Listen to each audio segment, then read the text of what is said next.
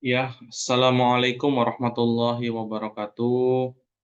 Selamat pagi semuanya untuk anak-anakku, yaitu kelas 9A dan kelas 9B. Berjumpa lagi dengan Bapak, yaitu seperti yang kalian ketahui ya, Bapak mengajar mata pelajaran Bahasa Indonesia, ya. Nah, Pak Erdo di sini akan menjelaskan yaitu tentang KD 4.4, yaitu menuangkan gagasan, pikiran, arahan, pesan dalam sebuah pidato persuasif. Jadi, hari ini kita belajar apa? Yaitu belajar tentang bagaimana cara yang baik dalam menulis sebuah pidato persuasif, ya. Nah, di sini apa ya?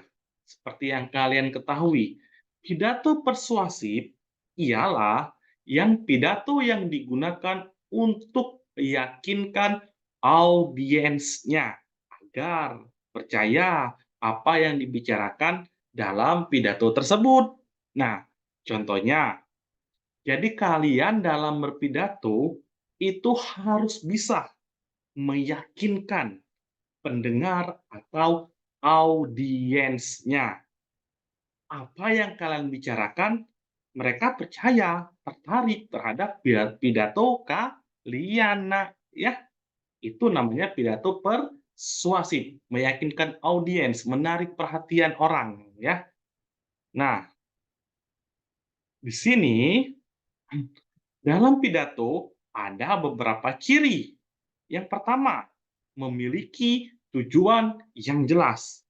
Maksud di sini, topik apa yang ingin kita bicarakan, itu harus jelas. Yang kedua, isi materinya jelas atau mudah dipahami orang yang mendengarkannya. Bahasanya tidak berbelit-belit, ya.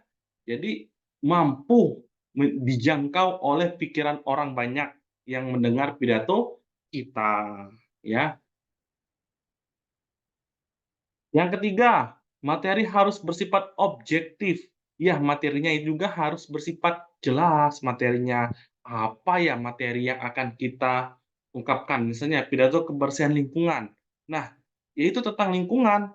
Itu harus apa real nyatanya lingkungan, menjaga lingkungan supaya bersih, apa tindakannya, apa solusinya, gerakannya, ya itu juga harus, ya, maksudnya.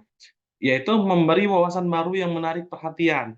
Kalau bisa, kita berpidato itu harus, apa ya, memiliki wawasan yang baru bagi para pendengarnya. Istilahnya itu ide ataupun gagasan baru yang mereka belum ketahui. Jadi mereka tertarik kelanjutan dari pidato kita dan tertarik untuk menerapkannya. Nah, yang terakhir, berisi kesimpulan di akhir pidato. Nah, ya, lanjut. Di sini tujuan dari pidato persuasif ada 4. Yang pertama, informatif, yaitu memberikan pemahaman atau informasi terhadap orang lain. Seperti yang Bapak jelaskan barusan, kita berpidato jangan asal berpidato saja, tidak bisa. Makanya kita berpidato ya harus memberikan informasi, itu informatif ya terhadap orang yang mendengarkannya, informasi yang baru, solusinya, bagaimananya ya. Yang kedua, argumentatif, itu meyakinkan para pendengar ya. Jadi pidato kita harus bisa, kata-kata yang kita keluarkan dari mulut itu harus bisa untuk meyakinkan pendengar, yaitu audiensnya. Kita oratornya harus bisa merebut perhatian pendengarnya, ya, audiens. Yang ketiga, rekreatif, membuat orang lain senang dengan teks pidato yang disampaikannya karena bersifat menghibur. Nah, dalam berpidato pun cara penyampaiannya pun harus bisa kita lakukan, jangan monoton, ya. Pahamlah kalau pidato monoton ya, jangan monoton, ajak kebersamaan pendengarnya, biar mereka menyatu dengan kita. Kalau monoton, mereka cepat bosan dan tidak akan tertarik dengan informasi yang diberikan oleh kita sebagai orator dalam berpidatonya. Nah, jadi bagaimana itu bisa apa ya, pintar-pintarlah orator dalam menyampaikannya, membuat orang lain senang, bersifat menghibur, dan memberikan informasi. Nah, selanjutnya bersifat persuasif, ya, persuasif. Nah, yaitu memberikan pengaruh, persuasif itu kan pengaruh ke orang lain, ya, pengaruh ke orang lain agar bersedia mengikuti kemauan yang diinginkan oleh orator, orang yang berpidato. Itu maksudnya kita merebut hati orang itu. Jadi orang orang lain itu, pendengarnya itu pengaruh terhadap apa yang kita bicarakan. Itu namanya persuasif, ya. Nah, di sini metode pidato, ya.